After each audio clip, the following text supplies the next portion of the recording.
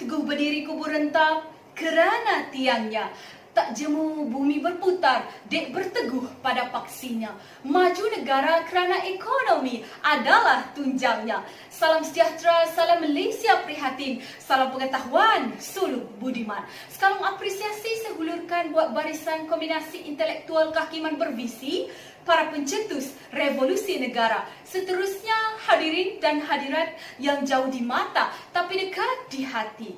Berdirinya saya di sini bukan sebagai seorang pakar ekonomi negara, bukan juga sebagai seorang usahawan muda. Namun, saya ingin membawa anda semua untuk memahami, menyelami dan mendalami mauduk pidato yang berbunyi keusahawanan mewujudkan kestabilan ekonomi negara. Sidang hadirin, sebelum kata terungkai, sebelum madah terucap, definisi mauduk bicara akan saya jelaskan, iaitu keusahawanan adalah satu proses mencipta sesuatu yang kreatif dan inovatif bagi tujuan mengurus sumber yang ada untuk kemakmuran masyarakat dan memacu pertumbuhan ekonomi negara. Manakala kestabilan ekonomi negara ditakrifkan sebagai sebuah keadaan di mana pertumbuhan ekonomi yang mampan supaya kesejahteraan masyarakat terpelihara, manakala rakyat berkemampuan menggunakan sumber ekonomi yang terhad untuk memenuhi kehendak manusia yang tidak terhad. Sidang hadirin, keusahawanan dan kestabilan ekonomi negara merupakan satu elemen yang tidak boleh dipisahkan. Ibarat irama dan lagu, ibarat isi dan kuku. Maka tuntasnya, sidang hadirin, keusahawanan mewujudkan kestabilan ekonomi negara berkehendakkan kita untuk menelusuri kepentingan bidang keusahawanan dengan lebih mendalam. Hadirin yang dikasihi sekalian, hayatilah pragmatik pertama yang berbunyi keusahawanan membantu meningkatkan pendapatan negara. Sumber ekonomi dan pendapatan negara ini banyak dibantu oleh golongan usahawan kerana mereka lah yang menggerakkan pembangunan ekonomi dalam negara melalui perniagaan yang mereka jalankan. Bidang keusahawanan ini sangat lebar dan luas. Ianya tidak terhad di dalam negara sahaja, namun ianya boleh dijalankan dan diperkembangkan di peringkat antarabangsa. Tahukah sidang hadirin bahawa biskut jenama manci yang menjadi santapan rakyat Malaysia pada waktu petang dan pagi telah diasaskan pada tahun 1991 di selatan Malaysia, iaitu di Batu Pahat. Jenama manci bermula apabila dua orang adik-beradik iaitu S. Ketan dan L. Ketan menubuhkan Manci Food Industry. Dengan pelaburan sebanyak RM80,000, syarikat ini mereka berkembang dengan pantas. Kapasiti pengeluaran produk meningkat dari tahun demi tahun. Mereka memasarkan untuk menyasarkan produk manci ke seluruh dunia. Kini manci mempunyai pelbagai jenis produk makanan dan boleh didapati di luar negara termasuk Hong Kong, Iraq, Singapura dan banyak lagi. Apabila pelaburan meningkat, maka pendapatan negara akan turut meningkat. Ini membuktikan keusahawanan berupaya meningkatkan pendapatan negara bagi mewujudkan kestabilan ekonomi negara. Melangkah kepada pragmatik saya yang kedua, di bawah lembayung kata keusahawanan berupaya menyediakan peluang pekerjaan kepada rakyat.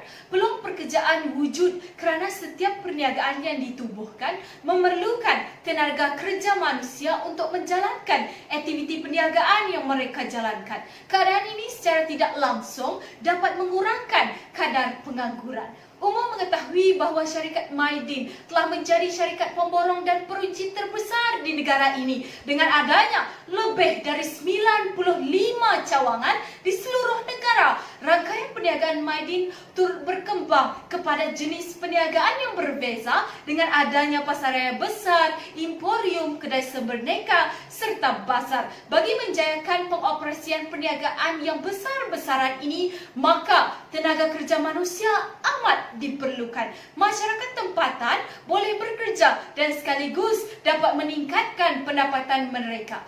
taraf kehidupan masyarakat akan bertambah baik dan keselesaan masyarakat dapat ditingkatkan. Ini membuktikan kepada kita sidang hadirin bahawa keusahawanan mampu menyediakan peluang pekerjaan kepada rakyat bagi mewujudkan kestabilan ekonomi negara. Sidang hadirin berpuisi, pragmatik yang ketiga berkata kuncikan keusahawanan menjana pengurusan sumber dengan baik. Jika ditelusuri, teori pertumbuhan ekonomi menggambarkan inovasi adalah kunci utama kepada perkembangan ekonomi dalam membina produk dan perkhidmatan baru di dalam pasaran. Keusahawanan melalui proses pembaharuan akan menyebabkan ekonomi ini berkembang, pekerjaan baru tercipta dan mengurangkan kadar pengangguran. Saya selitkan satu contoh terbaik seperti industri kecil dan sederhana. IKS merupakan sebuah industri yang paling pesat membangun, terutamanya industri pemprosesan makanan, diikuti oleh industri pembuatan, industri kayu-kayan, industri kraft tangan, industri tenunan dan sebagainya. Menurut Datuk Yunus Rahmat, pengerusi Jawatan Kuasa Bertindak Pertanian dan Asas Tani, Pembangunan Usahawan dan Koperasi Negeri telah menjangka lebih banyak lagi IKS luar bandar mempunyai potensi untuk berkembang dalam beberapa tahun yang akan datang. Di negeri Melaka misalnya, 2,800 pengusaha IKS luar bandar telah bergiat aktif dan mengusahakan pelbagai produk termasuk makanan dan perkhidmatan serta sebagainya. Sumber yang ada seperti tanah, buruh dan bahan mentah dapat diurus dengan baik. Maka ini menunjukkan kepada kita sidang hadirin bahawa keusahawanan dapat menjana pengurusan sumber bagi mewujudkan kestabilan ekonomi negara. Lantaran menyedari hakikat ini, pelbagai strategi telah dirangka oleh pihak kerajaan bagi memperkembangkan bidang keusahawanan. Sidang pendengar budiman, dayung sudah di tangan, perahu sudah di sungai, bahtera sudah berlayar. Ayuh kita mantapkan bidang keusahawanan sebagai wawasan untuk memajukan diri. Kerana yang bulat takkan datang bergolek, yang pipih tak datang melayang. Sebelum mengundur diri, saya tinggalkan saudara-saudari dengan satu persoalan yang mudah, iaitu mampukah kestabilan ekonomi wujud tanpa adanya bidang keusahawanan?